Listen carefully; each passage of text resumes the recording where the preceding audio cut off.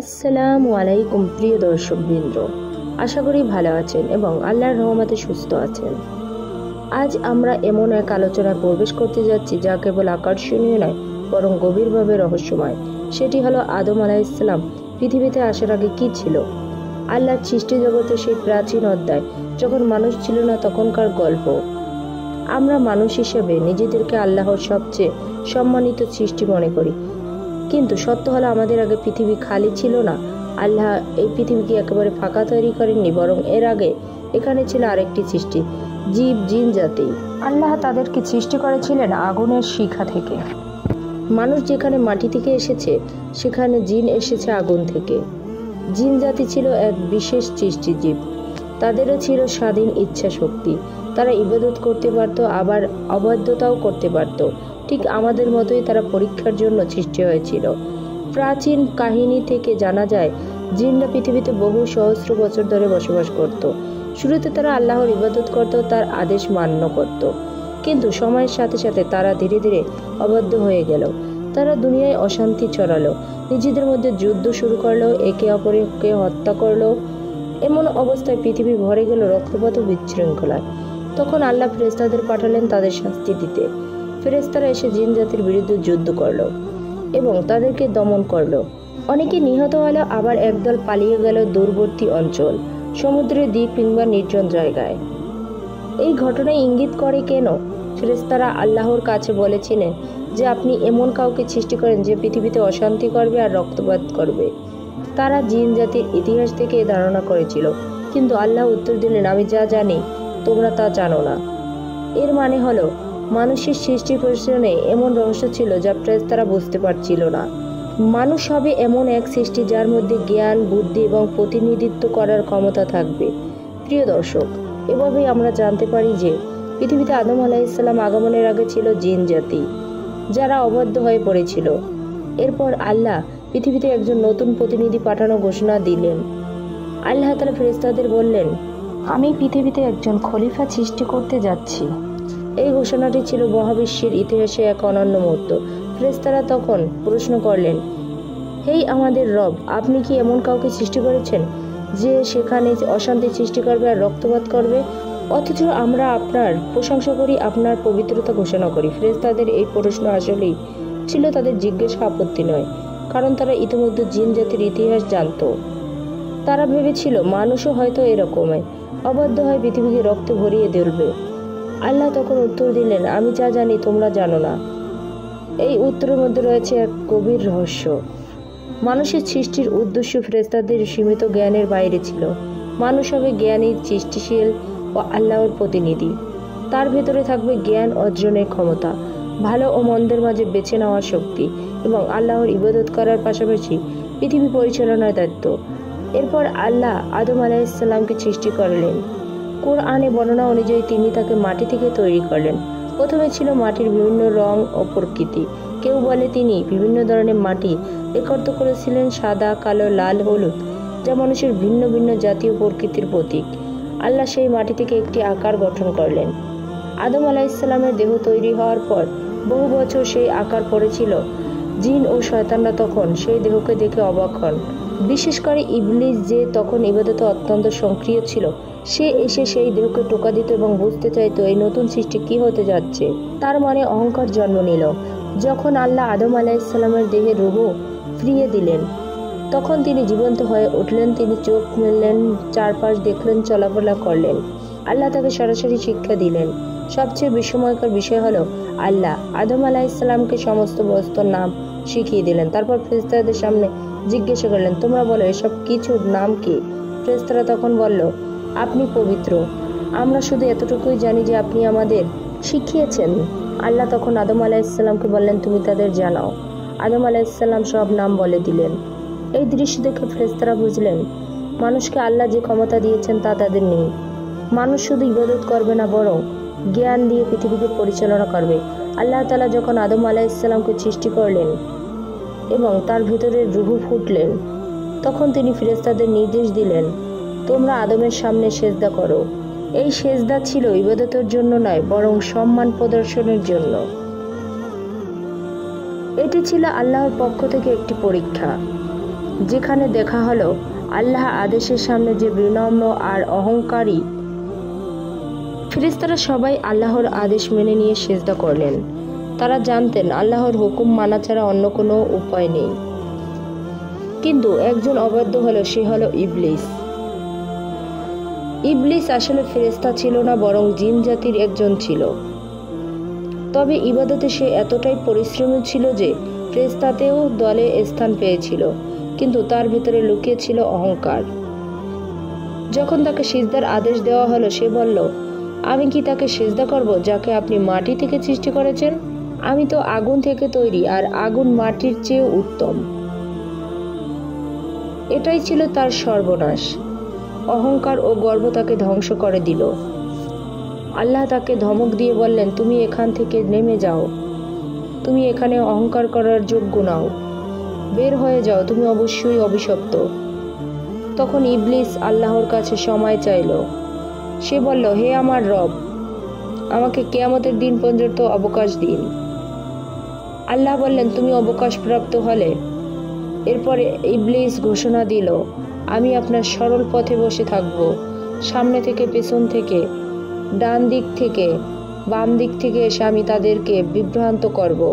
তাদের অধিকাংশকে আমি আপনার কৃতজ্ঞ বান্দা মানতে দেব না।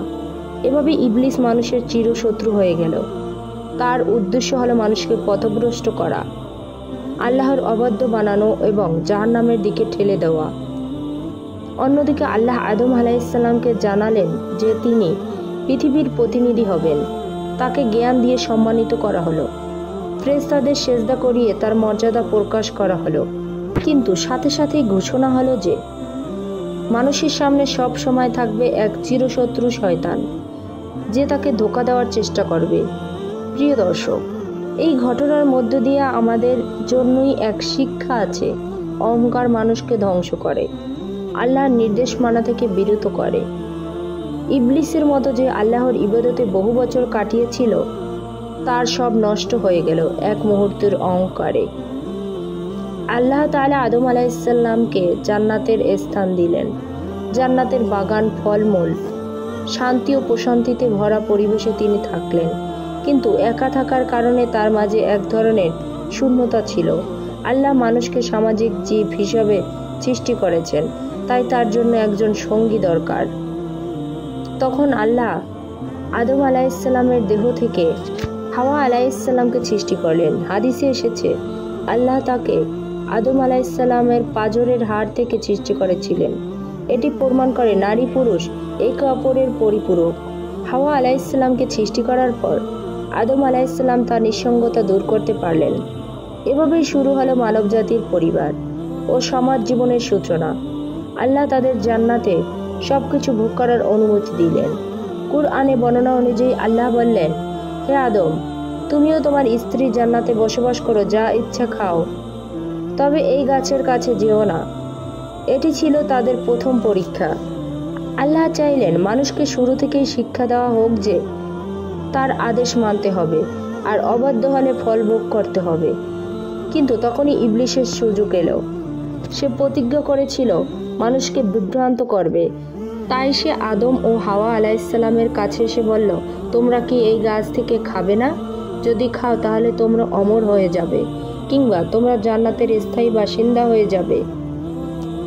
ইবলিস নানা কৌশলে তাদের মনে সন্দেহ তৈরি করল। সে কসম খেয়ে বলল, আমি তোমাদের উপদেশদাতা।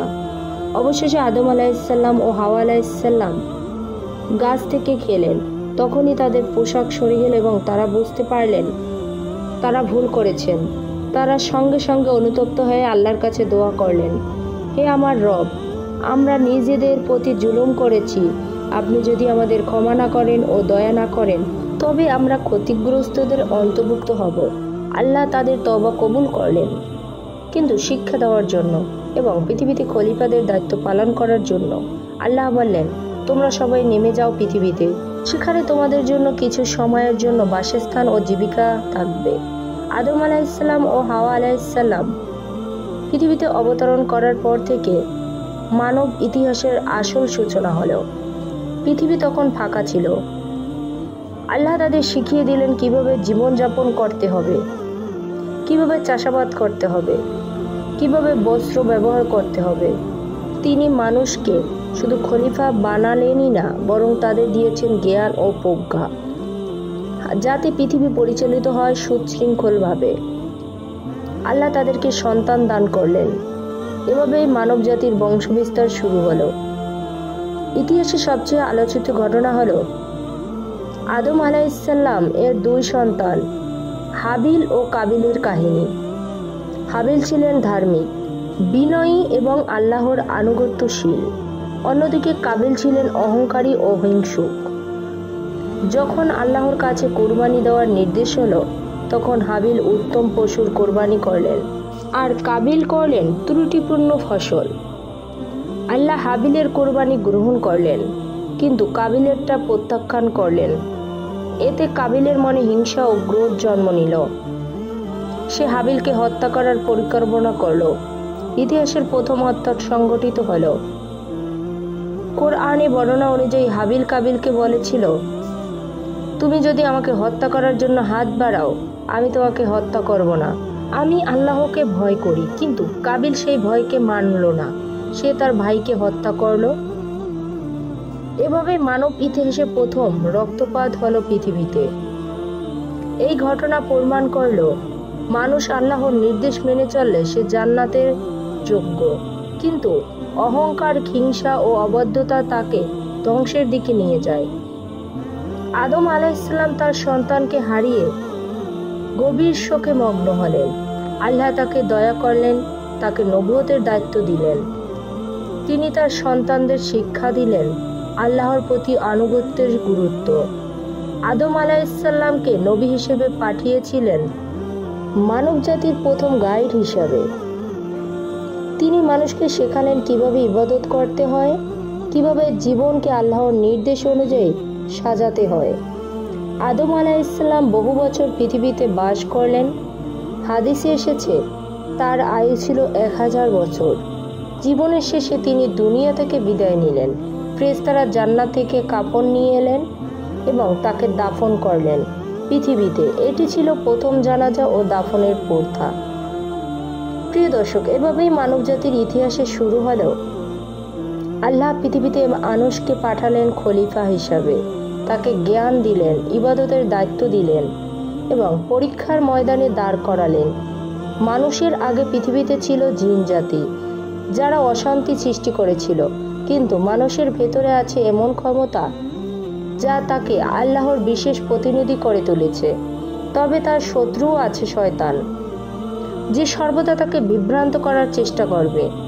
এই কাহিনী আমাদের শেখায় মানুষের অহংকার ও হিংসা থেকে দূরে থাকতে হবে, আল্লাহর নির্দেশ মানতে হবে এবং পৃথিবীর শান্তি প্রতিষ্ঠা করতে হবে। সেটি হলো মানুষের প্রকৃত দায়িত্ব। প্রিয় দর্শক, এভাবেই শেষ হলো আমাদের এই ভিডিও। আদম আলাইহিসসালাম পৃথিবীতে আগমনের আগে কি ছিল এবং কিভাবে মানবজাতির সূচনা হলো। আশা করি আপনারা এই আলোচনা অনেক কিছু জানতে পেরেছেন। আল্লাহ আমাদের সবাইকে সত্যের পথে চলার তৌফিক দিন। আসসালামু আলাইকুম ওয়া রাহমাতুল্লাহ।